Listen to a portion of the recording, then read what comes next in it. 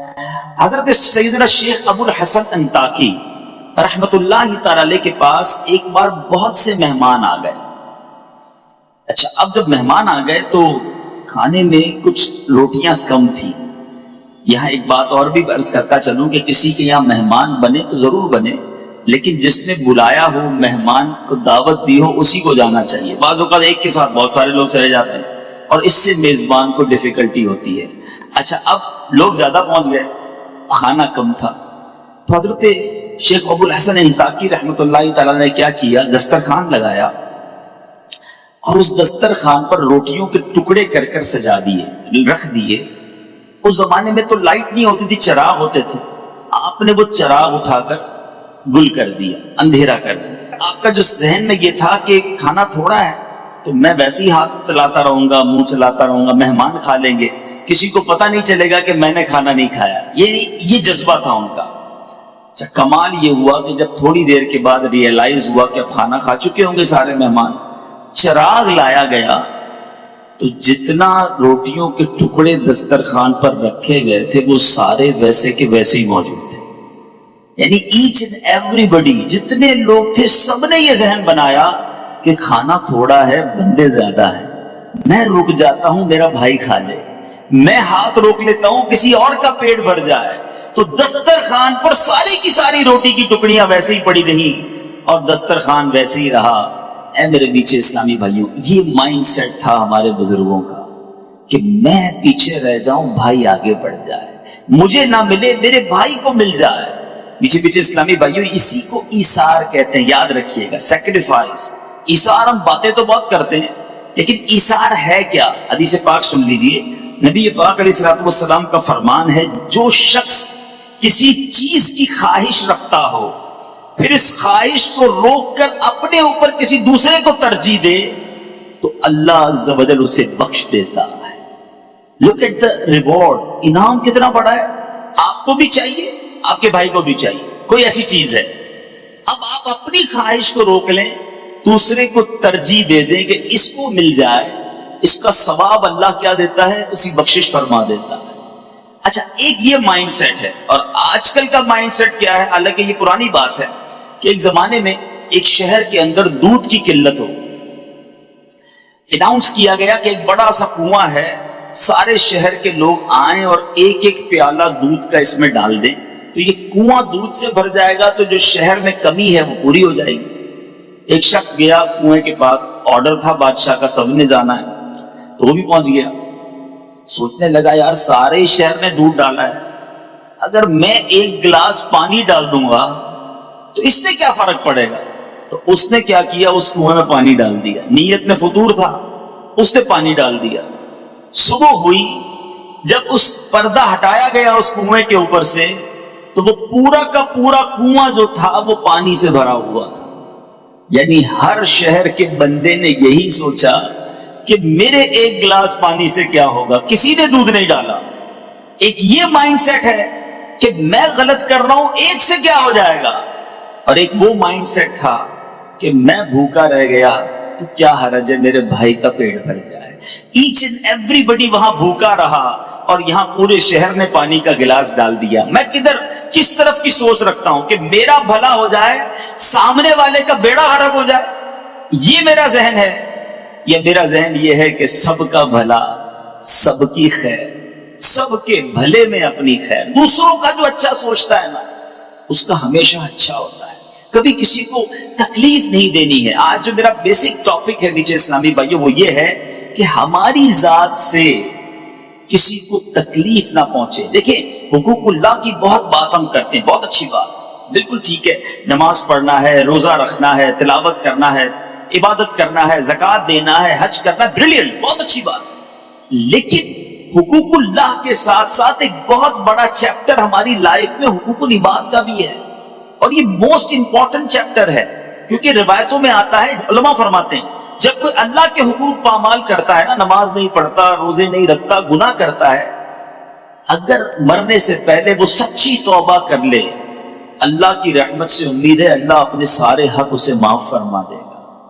لیکن اگر کسی نے کسی مسلمان کا دل دکھایا، کسی کے ساتھ دھوکہ کیا ہے، کسی سے مال دبا لیا ہے، کسی پر ظلم کیا ہے، حقوق العباد اس نے ڈسٹرب کیے لوگوں کے، جب تک بندہ معاف نہیں کرے گا جب تک اللہ بھی معاف نہیں فرماتا۔ ذرا غور کیجئے کہ اس پر کتنی توجہ دینے کی ضرورت ہے۔ ایک بار نبی پاک علیہ الصلوۃ والسلام نے بڑی خوبصورت حدیث پاک، آج ہم کہتے ہیں نا یار بڑا اچھا آدمی ہے، یہ بہت سارا ماڑو ہے، اچھا اپنے بارے میں بھی لوگ کہتے ہیں میں بہت اچھا آدمی ہوں۔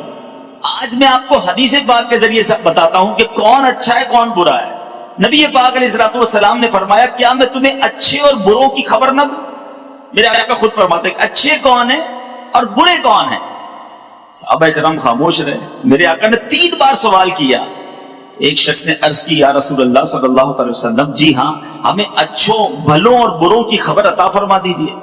اب غور سے سنیے گا، اب آپ خود چیک کر لیں، جتنے یہاں بیٹھے ہیں جتنے بعد میں چینل پر دیکھیں گے خود غور کر لیں کہ میں اچھا ہوں یا برا ہوں۔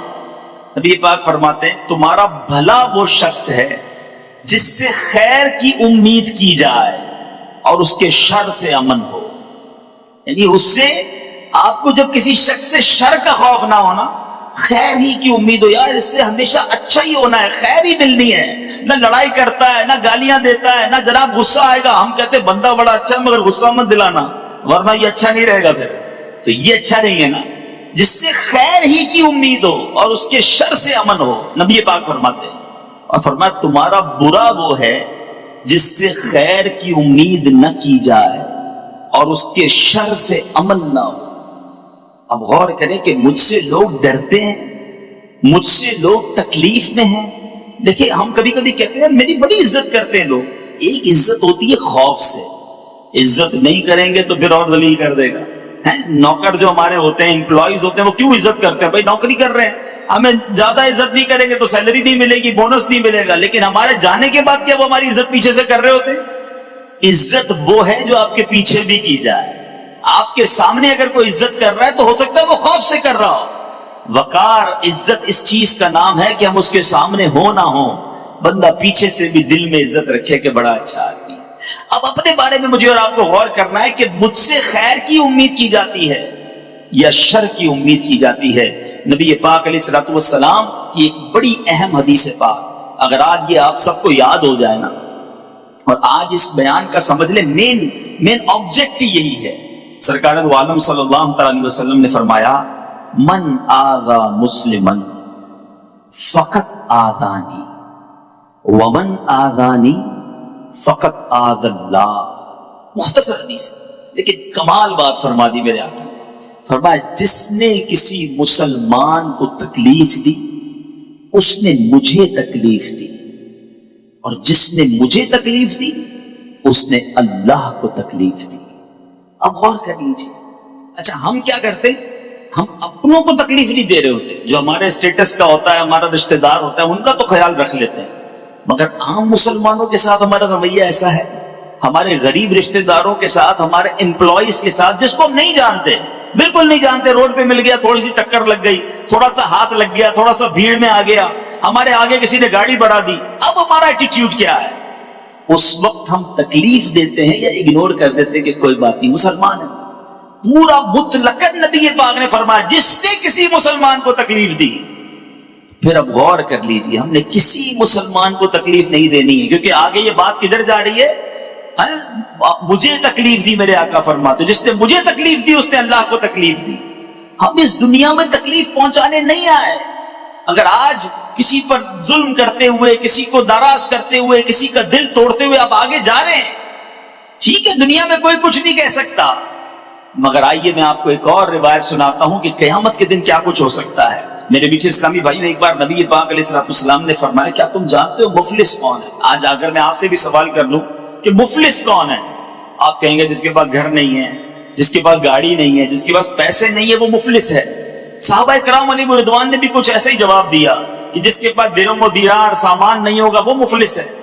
میرے آقا علیہ السلام نے فرمایا نہیں، سنو حدیث کا خلاصہ ہے، میری امت میں مفلس وہ ہے جو قیامت کے دن نماز، روزے اور زکوٰۃ لے کر آئے۔ نماز بھی پڑھی ہوگی، بہت سارے میرے بھائی یہاں بیٹھے ہیں جو ماشاءاللہ نمازی ہیں، میں کئیوں کو جانتا ہوں، روزے بھی پورے رکھ رہے ہوں گے، زکوٰۃ بھی دے رہے ہیں، کئی حج اور کئی عمرے بھی آپ نے کیے ہوں گے۔ سنو، آقا ڈیفائن کر رہے ہیں کہ مفلس وہ ہے جو قیامت کے دن روزے بھی لے کر آئے گا، نماز بھی لے کر آئے گا، زکات بھی لے کر آئے گا، پھر مفلس کیوں ہے بھائی؟ سنیے، مگر حال یہ ہوگا کہ کسی کو گالی دی ہوگی، کسی پر تہمت لگائی، اس کا مال کھایا، اس کا خون بہایا، اسے مارا، اس کی اب کیا ہوگا؟ اب اس کی نیکیوں میں سے مظلوم کو نیکیاں دینی جائیں گی، اور پھر کچھ اس مظلوم کو، پھر اس مظلوم کو، پھر جس کے ذمے جو حقوق تھے جب یہ دیتا جائے گا نیکیاں ختم ہو جائیں گی، مظلوم زیادہ ہوں گے، تو اب مظلوموں کے گناہ اس کے سر پر ڈالے جائیں گے اور پھر اس شخص کو آگ میں پھینک دیا جائے گا۔ یعنی اس کے اپنے گناہ نہیں ہوں گے، بظاہر اس کے پاس نیکیاں ہوں گی، لیکن چونکہ اس نے دل آزاریاں، ظلم اور لوگوں کے حقوق تلف کیے ہوں گے، قیامت کے دن یہ سب دینا پڑ جائے گا۔ میٹھے میٹھے اسلامی بھائیوں، خدا را اس بات کو ریئلائز کیجیے۔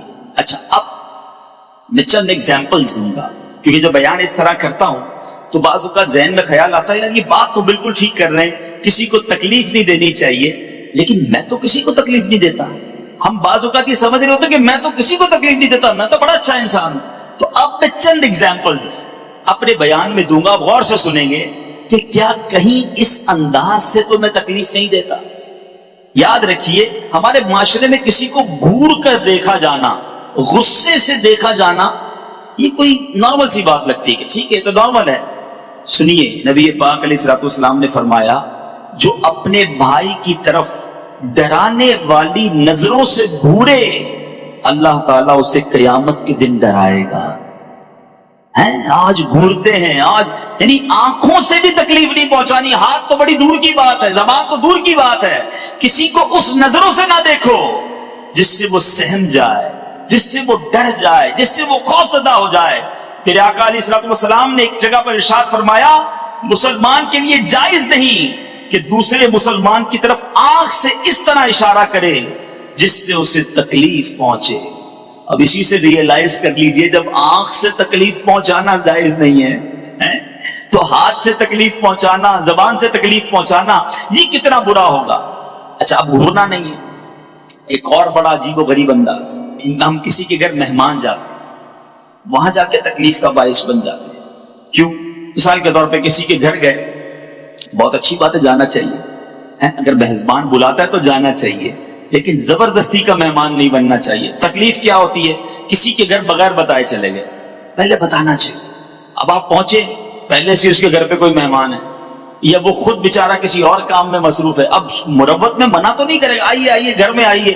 کبھی کبھی ہوتا بھی ہے، گھر میں جاتے پہلے سے کچھ لوگ بیٹھے ہوتے ہیں، اچھا اس کے گھر میں کچھ انتظام نہیں ہے، وہ اپنی کسی مصروفیت میں اس کو کہیں باہر جانا ہے، آپ گئے مہمان بن کر، مگر اس کے لیے تکلیف کا باعث بنے۔ اچھا یہ تو ہو گیا، چلے آپ یہ کیا۔ اچھا مہمان نے بعض اوقات ہم کہتے ہیں نہیں یار میں ایسا نہیں کرتا، میں بغیر بلائے تو نہیں جاتا، بلاتے تبھی جاتا ہوں، لیکن جا کر کیا کرتے ہیں؟ کسی کے گھر میں گئے، یار اتنا بڑا تمہارا کاروبار ہے، ابھی تک اسی کالونی میں رہتے، ابھی تک 500 گز کی بنگلے میں، ابھی تک بڑا گھر نہیں لیا تم نے؟ اچھا یار یہ ڈرائنگ روم کیسا بنایا ہے، یہ تو یہاں نہیں وہاں ہونا چاہیے تھا، یار کلر اسکیم تو دیکھ لیتے، یار یہ کون سا کلر کروا لیا تم نے، یہ صوفے اب پچھلی بار آیا تھا جب بھی وہی تھے، آج بھی وہی ہے۔ اور بندہ بولے یار میں نے مہمان بلایا، انسپیکٹر بلایا، گھر میں جاتے ہی گھر کی خامیاں نکالنا شروع۔ اچھا کھانا لگ گیا تو کھانا لگتے ہی کھانے میں کیڑے نکالنا شروع، یار میں تو چکن کھاتا ہی نہیں ہوں، میں تو آج کل چاول نہیں کھا رہا۔ اب بندہ بولے یار پہلے بتا دیتے حضرت آپ کیا نہیں کھاتے، کیا کھاتے، لسٹ بھجوا دیتے، میں وہی بنا لیتا۔ یہ سب تکلیف کا باعث چیزیں ہیں۔ مہمان کے لیے یہ اصول لکھا کتابوں میں کہ جب کسی کے گھر جائے تو جہاں وہ بٹھائے وہاں بیٹھ جائے، جو کھانا پیش کرے وہ کھا لے، نہیں سمجھ آتا نہ کھائے۔ سرکار دو عالم صلی اللہ علیہ وسلم کا بھی یہ طریقہ تھا کہ آپ کے سامنے جب کھانا لگایا جاتا، کھانے میں کبھی عیب نہیں نکالتے تھے، بلکہ پسند آتا تو تناول فرماتے، نہ پسند آتا تو ہاتھ روک لیتے کہ میں اپنی بیوی سے معافی مانگوں، اپنے بچوں سے معافی مانگوں۔ سنیے میٹھے اسلامی بھائیوں، میری اور آپ کی کیا حیثیت ہے؟ کونین کے والی صلی اللہ تعالی علیہ وسلم ایک بار نہیں، آپ کی سیرت اٹھا کر دیکھو، کئی بار اعلان فرمایا اگر کسی کا مجھ پر کوئی حق آتا ہے تو مجھ سے لے لو، اگر آپ ایسے کسی کا میں نے اگر دل دکھایا ہے تو آ کر مجھ سے بدلہ لے لو.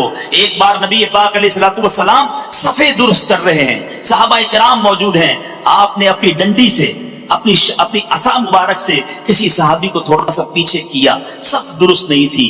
نبی پاک نے جب اعلان کیا کہ تم میں سے کسی کا حق آتا ہے تو مجھ سے لے لو, وہ صحابی کھڑے ہو گئے, کہتے یا رسول اللہ میں نے آپ سے بدلہ لینا ہے. آپ نے میرے پیٹ میں چھڑی ماری تھی, میرے پیٹ میں اپنی ڈنڈی سے اپنے عصا سے مجھے پیچھے کیا تھا, مجھے تکلیف ہوئی. صحابہ لرز گئے, یہ کیا کہہ رہے ہیں, نبی پاک سے بدلہ لیں گے؟ پیارے آقا علیہ السلام نے فرمایا آ جاؤ مجھ سے بدلہ لے لو. نبی پاک کے قریب پہنچے, کہ حضور جب آپ نے اپنا عصا میرے پیٹ پہ لگایا تھا نا, میرا پیٹ ننگا تھا, میرے پیٹ پہ کرتا نہیں تھا, آپ نے اس وقت کرتا پہنا ہوا ہے, آپ بھی کرتا اوپر کیجئے. صحابہ اور لرز گئے, یہ کیا کرنا چاہ رہے ہیں؟ نبی پاک نے اپنا کرتا بھی اوپر کر دیا. تاریخ نے ایسا منظر دیکھا ہوگا کہ آقا اپنے غلاموں کو کہہ رہا ہے کہ جس کو مجھ سے بدلہ لینا ہے لے لو, اور اپنا کرتا اوپر کر دیا. مگر دیکھو اس صحابی کا کمال, دوڑتے ہوئے گئے اور نبی پاک کے جسم سے لپٹ گئے, میرے آقا کے جسم کو چومنے لگے اور کہنے لگے آقا بدلہ نہیں لینا تھا, میری تمنا تھی کہ ایک بار مرنے سے پہلے میرا جسم آپ کے جسم سے ٹچ ہو جائے. مجھے پتا ہے کہ میرے جسم نے اگر آپ کے جسم کو چھو لیا تو پھر سے جہنم کی آگ نہیں جلائے گی. یہ ہے میرے آقا کی تعلیمات. معافی مانگتے تھے یار, میرے آقا اپنے غلاموں سے کہتے تھے مجھ سے بدلہ لے لو, اور میں ہوں کہ آج جس کا جو چاہے بیڑا غرق کر دوں. میرا ملازم ہے نا, کیا کر سکے گا میرا؟ ذرا سی غلطی کی منہ سے گالیاں نکلتی ہیں, ذرا سی غلطی کی اس کو کہتا جا نوکری سے تو فارغ ہے. ارے ٹھیک ہے آج آپ کا کوئی نہیں بگاڑ سکتا, مگر میرے آقا کا یہ فرمان یاد رکھنا, من آذا مسلمن فقط آذانی ومن آذانی فقط آذ اللہ, کہ جس نے کسی مسلمان کو تکلیف دی اس نے مجھے تکلیف دی, اور جس نے مجھے تکلیف دی اس نے اللہ کو تکلیف دی. تو ہے میرے میٹھے اسلامی بھائیوں, بات چلی ہے کھانے پر عیب نکالنے کی, نہ نکالا کرو عیب, نہ لڑا کرو اپنے گھر والوں سے, صبر کر لیا کرو. ایک بہت گناہگار شخص تھا, اس کا انتقال ہو گیا. انتقال کے بعد اس کے دوستوں نے اسے خواب میں دیکھا اور کہا کہ تمہارے ساتھ کیا معاملہ ہوا؟ کہنے لگا اللہ تعالیٰ نے میری مغفرت فرما دی. لوگ بڑے حیران ہوئے, تو بڑا گناہگار, تیری مغفرت کیسے ہو گئی؟ کہتا گناہگار تو تھا, ایک بار میری زوجہ نے کھانا بنایا اور کھانے میں نمک بہت زیادہ ڈال دیا, بڑا غصہ آیا, بڑا غصہ آیا کہ ابھی سزا دوں. ہو سکتا ہے یہاں بھی ایسے کوئی شیر ببر بیٹھے ہوں گے کہ جیسے ہی کھانے میں کوئی گڑبڑ ہوتی ہوگی تو ہاتھ بھی اٹھا دیتے ہوں گے, پلیٹ بھی پھینک دیتے ہوں گے. کہتے ہیں میرا بھی بڑا غصہ ہے کہ بدلہ لے لوں, مگر دل ہی دل میں سوچا کہ آج میری بیوی نے ایک غلطی کی ہے, میں چلا بدلہ لینے. میں صبح سے شام اپنے رب کی بارگاہ میں کتنی خطائیاں کرتا ہوں, کتنی غلطیاں کرتا ہوں, وہ تو مجھ سے کوئی سزا نہیں دیتا, وہ تو مجھے چلائی جا رہا ہے, نبھائی جا رہا ہے. کہتا کچھ نہیں کہا, سنیے گا, زبان سے کچھ نہیں کہا, بس میں نے صبر کر لیا اور کھانا کھا لیا, اگنور کر دیا, دیٹس اٹ. اللہ دلوں کے حال جانتا. اس نے زبان سے کچھ نہیں کہا کہ میں نے تجھے معاف کیا, چل آج غلطی کی آئندہ مت کرنا, آئندہ کرو گی تو پھر سزا دوں گا. نہیں, کوئی اترایا نہیں, کوئی جتلایا نہیں, کچھ بھی نہیں, دل ہی دل میں معاف کر دیا. مرنے کے بعد اسے بتایا گیا کہ اس روز تم نے اپنی بیوی کو, میری بندی کو کھانے میں غلطی کرنے پہ جو معاف کیا تھا, تو نے بندہ ہو کر میری بندی کو معاف کر دیا, میں تو سب سے بڑا معاف کرنے والا ہوں. جا, میں نے تیرے سارے گناہ معاف کر دیے. یہ ہے معافی کی فضیلت, یہ ہے صبر, اور یہ ہے نرمی. ہم تکلیف دینے نہیں آئے دنیا میں. خدا را یہ بہت تھوڑی سی لائف ہے, سمجھو میری بات کو. تھوڑے دنوں میں ہم سب نے دنیا سے چلے جانا ہے. جتنا جینا ہے نا, خوشیاں بکھیر کے جیے, پیس اور لو اور محبت دے کر جیو. کیوں تکلیفیں دیتے ہیں؟ کچھ لوگ ہوتے ہیں, آپ کو بھی پتا ہے, آپ بھی جانتے ہیں, میں بھی جانتا ہوں, کہ جن سے ملنے کو جی نہیں چاہتا ہے.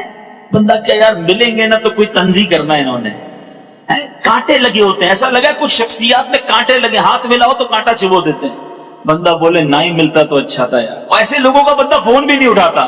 جب فون اٹھاؤں گا تو جناب کم از کم آدھا گھنٹہ انہوں نے بات کرنی ہے اور دنیا بھر کی پچات کرنی ہے. ایسے نہ بنو. لوگوں کے لیے کمفرٹ زون رکھیں. آپ ایسے بن جائیں کہ لوگ آپ سے بات کرنے میں خوش ہوں, آپ کے قریب آنے میں ان کو مزہ آئے. اچھا بہت سارے انداز ہیں, چونکہ وقت تھوڑا ہے ورنہ بہت ساری ایسی مثالیں ہیں کہ ہم کہاں کہاں لوگوں کو تکلیف دیتے ہیں. پڑوسی, ہم سمجھتے پڑوسی ہے تو ٹھیک ہے, وہ اپنے گھر میں رہتا ہے, میں اپنے گھر میں رہتا ہوں, لیکن پڑوسی کے حقوق کتنے. سرکار دو عالم صلی اللہ تعالی علیہ وسلم نے فرمایا اللہ کی قسم وہ ایمان والا نہیں, اللہ کی قسم وہ مومن نہیں ہو سکتا. سنیے گا, صحابہ نے عرض کی رسول اللہ صلی اللہ علیہ وسلم وہ کون ہے؟ آپ فرمانے اللہ کی قسم وہ مومن نہیں ہو سکتا. میرے آقا علیہ الصلوۃ والسلام نے فرمایا جس کی برائیوں سے اس کا پڑوسی محفوظ نہ رہے وہ مومن ہی نہیں ہو سکتا.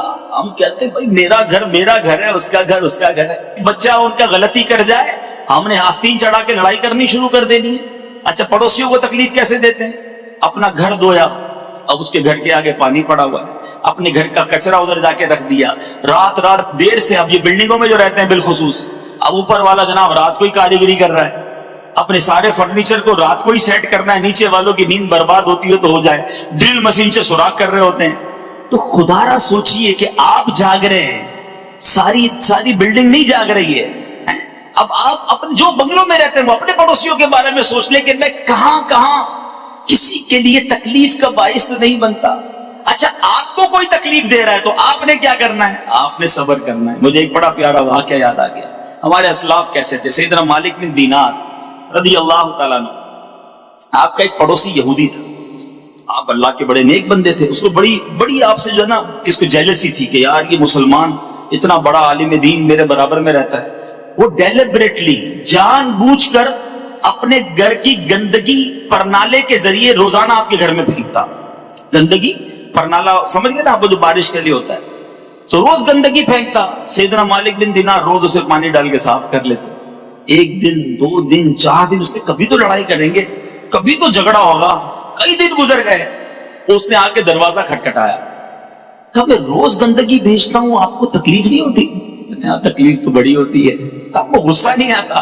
تو میں نے نبی پاک علیہ الصلوۃ والسلام کا فرمان سنا ہے کہ غصہ پینے والے اللہ کو محبوب ہیں, میرے اللہ کو معاف کرنے والے پسند ہیں. میں پانی ڈال کے دھو دیتا ہوں اور صبر کر لیتا ہوں. وہ کہتا ہے حضرت اب بعد میں گھر کی گندگی صاف کیجئے گا, میرے دل کی گندگی کو صاف کیجئے, کلمہ پڑھ کر مسلمان ہو گیا. ہمارے اسلاف وہ تھے جن کے پڑوسی غیر مسلم ہوتے تو اچھے اخلاق کی وجہ سے مسلمان ہو جاتے. ہمارا اخلاق یہ ہے کہ ہمارے مسلمان پڑوسی ہماری وجہ سے پریشان ہیں. آپ خود بتاؤ, میرا اور آپ کا کوئی غیر مسلم پڑوسی ہو, کیا ہمارے ایٹیٹیوڈ کو دیکھ کر وہ مسلمان ہوگا کہ یار اتنے اچھے ہوتے مسلمان؟ وہ تو شاید یہ کہے گا یار مسلمان ایسے ہوتے, اسلام ایسا مذہب ہے. خود سوچئے. یہ میں آپ کو وہ تمام چیزوں کو شارٹلی ہائی لائٹ کرتا جا رہا ہوں کہ ہم کدھر غلطیاں کر جائیں. والا مذاق آپ نہیں کر سکتے. قیامت کے دن مذاق اڑانے والوں کے لیے جنت کا دروازہ کھولا جائے گا, اسے بلایا جائے گا, آؤ قریب آؤ. جب وہ آئے گا تو دروازہ بند کر دیا جائے گا. اسی طرح کئی بار اس کو بلایا جائے گا کہ آؤ جنت میں, وہ جنت کے قریب آئے گا, دروازہ بند کر دیا جائے گا, پھر دروازہ کھول کر بلایا جائے گا آؤ آؤ قریب آؤ. مگر وہ اتنا مایوس ہو گیا ہوگا کہ لگتا ہے پھر جاؤں گا تو دروازہ بند ہو جائے گا, اس لیے وہ جنت میں ہی نہیں جائے گا. گویا جو دنیا میں لوگوں کو ستائے گا, قیامت کے دن اس کو اس طرح بتایا جائے گا کہ تم لوگوں کے ساتھ جو مذاق کرتے تھے آج جنت کی طرف بلا کر دروازہ بند کر دیا جائے گا. یہ انداز نہ رکھیں, تکلیف ہوتی ہے. آپ کہتے ہیں سامنے والا بھی ہنستا ہے جب میں اس کو موٹو بولتا ہوں, جب میں اس کو چھوٹو بولتا ہوں, جب کالو بولتا ہوں, جب اس کو کہتا ہوں تو لنگڑا ہے تو. اچھا توتلانا, بیچارہ جو توتلاتا ہے, جس کی آواز میں تھوڑا سا فرق ہوتا ہے, اس کے سامنے اسی کی زبان میں بات کرتے ہیں اور سارے دوست ہنستے ہیں, اور وہ بھی بیچارہ کسیانی ہنسی ہنستا ہے. تو ہم کہتے ہیں اس کو برا نہیں لگتا نا, پوچھو اس سے. دل میں رو رہا ہوتا ہے کہ یا اللہ میں بھی صحیح بولتا تو آج دوست مذاق تو نہ اڑاتے. ارے اس کا رنگ کالا ہے, تمہارا گورا ہے, اللہ نے بنایا اسے, اس کا قد چھوٹا ہے, رب نے بنایا, تمہیں اللہ نے اچھا بنایا. اس پہ اترانا نہیں, اس پہ غرور کرنا نہیں. آج کسی کا دل دکھا رہے ہو, ایسا نہ ہو تو نعمتیں تمہیں رب نے دی ہے, تم سے بھی واپس چھین لے گا. تو کبھی بھی اس طرح کسی کا مذاق نہیں اڑانا چاہیے. یہ بھی ایک انداز ہے لوگوں کا دل دکھانے کا اور تکلیف پہنچانے کا. میٹھے میٹھے اسلامی بھائیوں, اب آخر میں صدقہ و خیرات میں بھی کیا تکلیف پہنچاتے ہیں. کتنی عجیب بات. اصل میں دیکھیں, شیطان جو ہے نا وہ اتنا ملعون ہے, ہمیں نیکی نہیں کرنے دیتا, اور نیکی کر لے تو چاہتا ہے یار اس کی نیکی ڈیمیج ہو جائے کسی طرح. یہ نیکی تو کر گیا, اس کا نقصان ہو جائے. اب کیا کرواتا ہے, احسان جتواتا ہے. کسی غریب کی شادی کروا دی, کسی کو علاج کروا دیا, کسی کی ماں بیمار تھی تو اس کو علاج کرا دیا, کسی کا قرضہ تھا قرضہ اتار دیا. اب کیا کرتے ہیں لوگ, ہاں بھائی یاد ہے نا تیرا علاج میں نے کرایا تھا, وہ دن یاد ہے تیری بہن کی شادی کروائی تھی, نوکری نہیں تھی تیرے پاس, نوکری میں نے دلائی تھی, بھول تو نہیں گیا نا. آج ماشاءاللہ اتنا بڑا کاروباری ہو گیا, پہلا قرضہ مجھے سے لینے آیا تھا.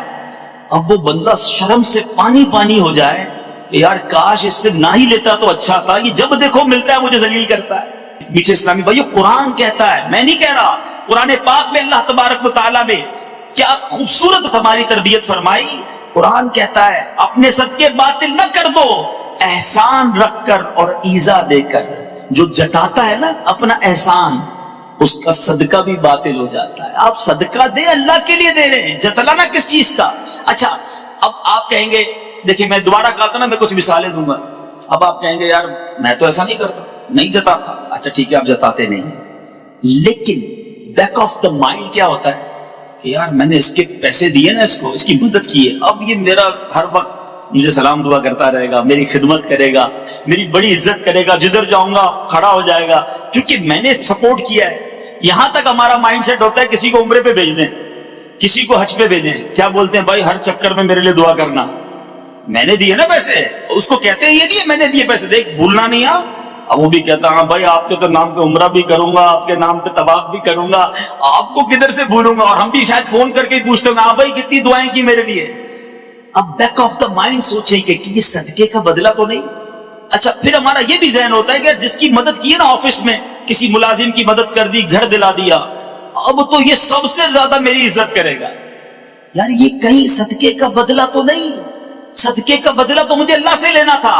آئیے میں آپ کو بتاتا ہوں ہمارے اسلاف کیا کرتے تھے. بی بی عائشہ صدیقہ رضی اللہ تعالی عنہا, حضرت ام سلمہ رضی اللہ تعالی عنہا, ہماری امی حضور ہیں, امہات المومنین ہیں, ان کا ایٹیٹیوڈ کیا ہوتا تھا. یہ جب کسی کو صدقہ دینا ہوتا نا تو اپنے خادم کو بھیجتی, کہتی جا کے صدقہ دے آؤ, اگر وہ کوئی دعا دینا تو وہ دعا نوٹ کر کے لے آنا. وہ مثال کے طور پہ آ کر بتاتا کہ بی بی جان انہوں نے آپ کو 4 یہ والی دعائیں دی ہیں, تو آپ ہاتھ اٹھاتی اور وہی 4 دعائیں اس کے لیے کرتی, اس فقیر کے لیے, اور فرماتی دعا کے بدلے دعا ہو گئی, صدقے کا ثواب اللہ سے لیں گے. وہ دعا بھی نہیں چاہتی تھی کہ ہم کسی کو مدد کریں تو یہ دعا کریں. ہم کیا کہتے ہیں, یار بابا میرے لیے ذرا خاص دعا کرنا, میرا کام اٹکا ہوا ہے. اٹ مینز کہ میں نے جو دیا ہے مجھے اس کے بدلے تم سے کچھ چاہیے. ایک تو احسان جتانا وہ تو بہت ہی برا, وہ تو باطل کر دیتا ہے, مگر پیوریفیکیشن یہ ہے, صدقے کا کمال یہ ہے کہ آپ کسی کو صدقہ دیں, کسی کی مدد کریں, اس کے بعد یہ امید نہ رکھیں کہ اس سے مجھے کچھ ملے گا. ارے میں نے دیا رب کے لیے ہے, میں رب سے اس کا انعام چاہتا ہوں. میٹھے اسلامی بھائیو, اس کا اصل کانسیپٹ پتہ ہے کیا, غلطی کیوں کر جاتے ہیں ہم.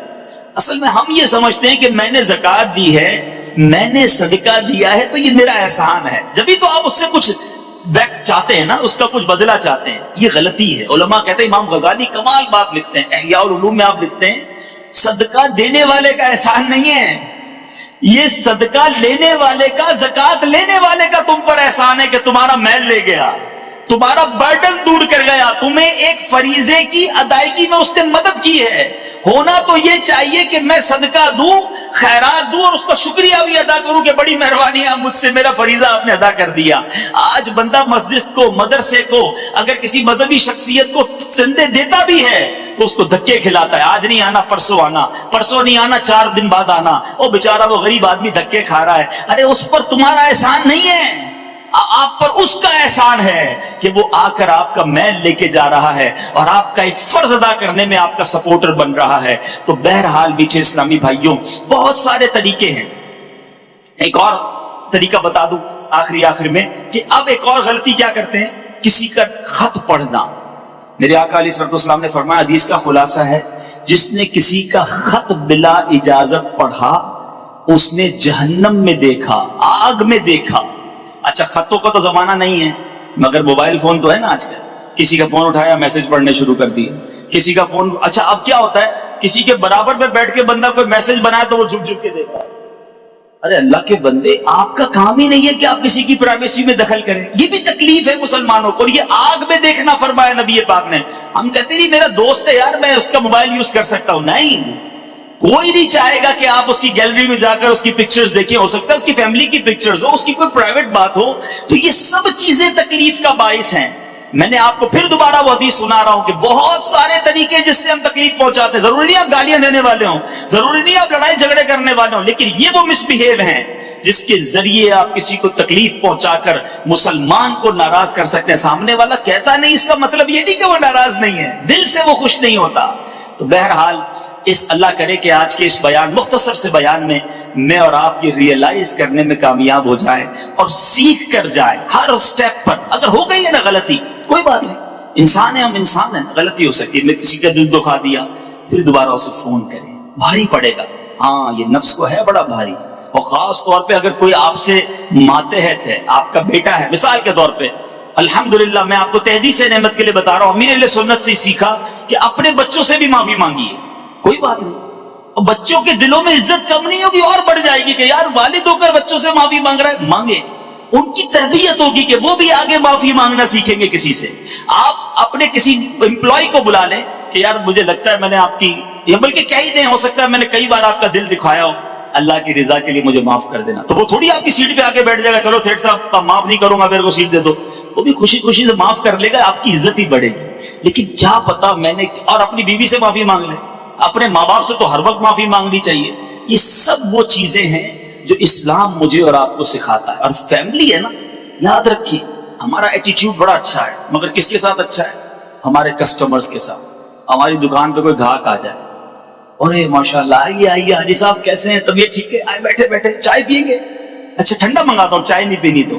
اچھا کھانا کھایا کہ نہیں، کھانا منگواؤں آپ کے لیے، بڑے دنوں بعد آئے، طبیعت کیسی ہے، اور گھر میں سب ٹھیک ہے.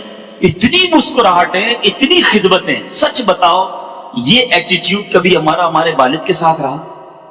ہم نے اپنی ماں کے ساتھ کبھی اس انداز میں بات کی کہ ماں آپ کی طبیعت کیسی، کچھ کھانا پیش کرو؟ کسٹمر کے لیے سب ہے. اچھا بالکل اسی طرح دوست، یہ ینگسٹر بیٹھے، ارے دوست تیرے لیے جان حاضر، بولنا کدھر کھانا ہے، چلو چلو یار بس تو حکم کر. ساری جو محبتیں، جو پیار ہمارے فرینڈز کے لیے، ہماری فیملی کے لیے ہے، ہمارے کسٹمرز کے لیے ہے، کیا ہمارے گھر والوں کے لیے ہے؟ میں آپ کو حدیث پاک سناتا ہوں. میرے آقا علیہ الصلوۃ والسلام فرماتے ہیں تم میں سے بہترین وہ ہے جو اپنے گھر والوں کے ساتھ بہترین ہے. اور فرمایا سن لو میں تم سب سے زیادہ اپنے گھر والوں کے ساتھ اچھا ہوں. میرے آقا فرما رہے ہیں. اچھا ہم کیا کہتے ہیں یار گھر والوں کو ٹائم کہاں سے دیں، اتنی ذمہ داریاں ہیں، اتنی سارا بزنس، تو اتنا سارا فیکٹری، تو گھر جا کے بھی بندہ افسر بنا ہوا ہوتا ہے، پتہ نہیں اتنا کام کرتا ہوں، گھر کے کام بھی کروں گا، دے دیا نا ڈرائیور، اور کیا کر رہا ہے، کر لو کر اپنے گھر کے کام. میرے آقا کے اوپر کونین کا بار تھا. اعلیٰ حضرت کہتے ہیں نا جن کو بارے دو عالم کی پرواہ نہیں، ایسے بازو کی قوت پہ لاکھوں سلام. اتنا برڈن ہوتے ہوئے بھی میرے آقا اپنی ازواج کے ساتھ کھانا پکانے میں ہاتھ بٹاتے تھے. میرے آقا اپنے کام اپنے ہاتھوں سے فرماتے اور بچوں کو کاندھوں پہ سواری کراتے. حسنین کریمین کو آپ نے دیکھا ہی نا، سنا آپ نے، کتابوں میں پڑھا آپ نے. تو اب جب یہ سب کچھ ہے، مگر میں اور آپ گھر والوں کے ساتھ کیسے؟ خدا را چیک کیجیے. جو محبتیں باہر والوں کو دیتے ہو نا، اس سے زیادہ حق گھر والوں کا ہے. گھر والوں کو تکلیف دے کر آپ سمجھ رہے ہو نہیں ساری دنیا راضی، گھر والے پریشان، ایسا نہیں ہونا چاہیے. ٹھیک ہے. اچھا ایک بار پیارے آقا علیہ الصلوۃ والسلام سے ایک صحابی نے پوچھا آقا میرے سب سے زیادہ حسن سلوک کا حقدار کون ہے؟ سب سے زیادہ مجھے پیار کس کو دینا چاہیے، کیئر کس کی کرنی چاہیے، حسن سلوک کس کے ساتھ کرنا چاہیے؟ سن لیجئے غور سے. نبی پاک علیہ الصلوۃ والسلام نے فرمایا تیری ماں. کہا آقا پھر؟ فرمایا تیری ماں. کہا یا رسول اللہ صلی اللہ علیہ وسلم پھر تھرڈ؟ فرمایا تیری ماں. آقا پھر؟ فرمایا تیرا والد، پھر قریبی رشتے دار. یہ کیٹیگری ہے. اچھا اس میں بھی علماء نے کمال تطبیق بیان کی، کمال کیٹیگرائز کیا کہ ماں کا 3 بار فرمایا، والد کا 1 بار فرمایا. اب کوئی یہ نہ کہے کہ ابو اب میں نے آپ کی آج بات نہیں ماننی، میں سن کے آیا ہوں 3 بار ماں کے بارے میں فرمایا، ساری محبتیں ماں کے لیے. ماں کا ضرور پیار ہے. علماء نے کمال کیا، فرماتے 3 بار ماں کا، میرے آقا کا ہر لفظ حکمت بھرا. 3 بار ماں کے بارے میں کیوں فرمایا؟ کہ ماں نے 3 ہماری خدمتیں کی ہیں. پیٹ میں پالا، پیدائش کی تکلیف برداشت کی، اور ہماری پرورش کی. والد نے صرف ہماری پرورش کی ہے. ٹھیک ہے، تو فرمایا 3 بار جو ماں کا فرمایا نا، تو خدمت ٹھیک ہے ماں کی زیادہ کرے، اور ادب والد کا زیادہ کرے. اور اس کی بھی وجہ بیان کی کہ والد کا ادب اس لیے زیادہ ہے کہ وہ تمہاری ماں کا بھی شوہر ہے، تمہاری ماں کا بھی آقا ہے، اس لیے ادب میں والد کا خیال زیادہ رکھو، خدمت ماں کی زیادہ کرنی ہے. تو بہرحال سمجھانا یہ مقصود ہے کہ فیملی کے ساتھ ہم کیسے ہیں. ابھی ہم سارے گھر جائیں گے، ایک ٹیسٹ چھوٹا سا، پہلے بھی میں نے اس طرح کے بیانات میں عرض کیا ہے کہ گھر جائیں تو گھر جا کر ایک ٹیسٹ کیجئے گا کہ جب میں گھر میں داخل ہوتا ہوں تو گھر والوں کی خوشی میں، ریلیکسیشن میں، کمفرٹ میں اضافہ ہوتا ہے. کیا میرے گھر میں جاتے ہی ٹینشن ہو جاتی ہے، ہر بندہ ٹینس میں آ جاتا ہے، جلدی کرو، جلدی کھانا لگاؤ ورنہ خیر نہیں ہے، ارے کپڑے استری کیے نہیں کیے ورنہ تو گئے. اچھا بچے بھی کہتے جلدی سو جاؤ ابو آ گئے. ابو ہے یا انسپیکٹر ہے کہ گھر والے ساری ٹینشن میں آ گئے؟ ہونا تو یہ چاہیے تھا کہ ہم گھر میں جاتے تو سب کی مسکراہٹیں بڑھ جاتی. ماشاءاللہ بچے کہتے ہمارے ابو آ گئے، ماں کہتی میرا بیٹا آ گیا، بہن کہتی میرا بھائی آ گیا، قریب آ کے بیٹھ جاتے، ہمیں دیکھ کے دور ہو جاتے ہیں، دروازے بند ہو جاتے ہیں، سارے روم لاک. ارے گھر میں گیا سناٹا. تو خود سوچے میں کیسا آدمی ہوں. آپ گھر والوں کی راحت کے سامان ہونے چاہیے، تکلیف نہیں دینی مجھے اور آپ کو کسی کو. یہ اگر آج میں اور آپ سیکھ جائیں زندگی شاندار ہو جائے گی. یقین کریں لوگ آپ کے قریب آ کر بیٹھنا شروع ہو جائیں گے. والد کتنا وہ کامیاب ہے جو گھر میں جائے اور بچے کہیں ابو آ گئے اور آ کر بیٹھ جائے. اب والد کے لیے کتنا آسان ہے انہیں ٹیچ کرنا، کتنا آسان ہے انہیں سمجھانا. تو بہرحال مختصر وقت میں میں نے چند چیدہ باتیں عرض کی ہیں کہ گھر والوں کے ساتھ بھی، باہر والوں کے ساتھ بھی، پڑوسیوں کے ساتھ بھی، ملازمین کے ساتھ بھی، رشتہ داروں کے ساتھ بھی، دوستوں کے ساتھ بھی ہمارا برتاؤ نرم، خوشگوار اور اچھا ہونا چاہیے. کسی کے لیے تکلیف کا ہم باعث نہ بنے. اگر مسلمان آپ سے راضی ہو گئے، دیکھو مرنے کے بعد بھی تو دعا کریں گے نا کہ ایک آدمی تھا بڑا اچھا تھا، ہمارا بڑا خیر خواہ تھا، تو انشاءاللہ آخرت میں بھی بھلا ہو جائے گا. اور ہمارے مرنے کے بعد لوگ ہمارے بارے میں یہ بات کریں کہ جان چھوٹ گئی، بڑا تکلیف دہ آدمی تھا، بڑا ذلیل کرتا تھا، تو اللہ کی بارگاہ میں ہم کیا منہ دکھائیں گے. اللہ تعالیٰ مجھے بھی آپ کو بھی مسلمانوں کے لیے خیر خواہی کا باعث بنائے. اب یہاں چونکہ صدقہ اور خیرات کی بات ہوئی ہے، بالکل دینا چاہیے، دل کھول کر دینا چاہیے. راہ خدا میں صدقے کی تو کیا بات ہے. اللہ ایک بار حضرت داؤد علیہ السلام کی صحبت میں ایک نوجوان رہتا تھا. ملک الموت نے حضرت داؤد علیہ السلام کو خبر دی کہ یہ بندہ 3 دن بعد مر جائے. داؤد علیہ السلام غمگین ہو گئے. 3 دن ہو گئے تو وہ نوجوان پھر آیا آپ کی خدمت میں، آپ نے اس کو زندہ سلامت دیکھا. کئی دن گزر گئے، وہ بندہ ٹھیک ہی ہوتا تھا. ملک الموت کچھ دنوں بعد آئے تو آپ نے کہا آپ نے تو کہا تھا کہ 3 دن بعد اس کا انتقال ہو جائے گا، آپ روح قبض کر لیں گے، تو یہ تو ٹھیک ہے.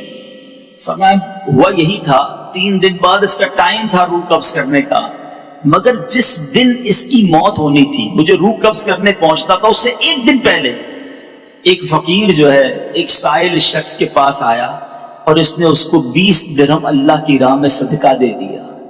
اللہ کو یہ صدقہ دینا ایسا پسند آیا اور اس فقیر نے دعا دی کہ اللہ تیری عمر میں برکت دے.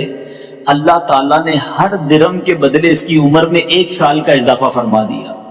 اب یہ مزید 20 سال زندہ رہے گا.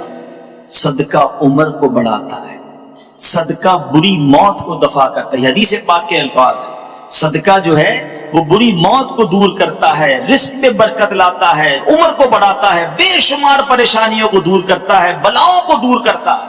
تو آپ سے جتنا ہو سکے دیکھو گن گن کر خرچ نہ کیا کریں. کچھ لوگ کہتے ہیں یار ہم نے زکوٰۃ پوری دے دی, ہم نے تو حساب کمپلیٹ کر دیا. ارے آپ نے کمپلیٹ کر دیا, سامنے اگر اور نیکی کا کام آ گیا کر دو.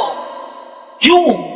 روایتوں کا مفہوم ہے کہ اے ابن آدم خرچ کیا کرو, تم خرچ کرو گے تو تم پر بھی خرچ کیا جائے گا, تم جتنا بانٹو گے اللہ اور عطا فرمائے گا.